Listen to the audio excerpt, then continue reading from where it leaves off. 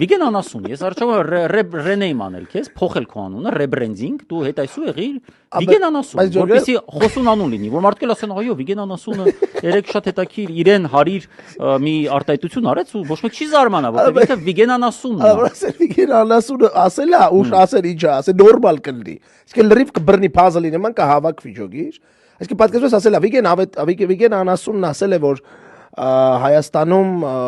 քրեա օլիգարխիկ ընդդիմություն կա։ Այդ լսողի մոտ դիսոնանս չի առաջանա քրեա օլիգարխիկ ընդդիմությունի եզրույթից։ Միշտ կարելի է օրինակ իրան ցիտել, սկզբից անում ես գրում ես իր ցիտատը, այսինքն Հայաստանի ընդդիմությունը քրեա օլիգարխիկ խմբեր են։ Տակը Վիգեն անասուն։ Այսինքն ինքը համ որակում է, համ ներկայացում, համ էլ ինչ որ արվեստագիտական մոտեցում։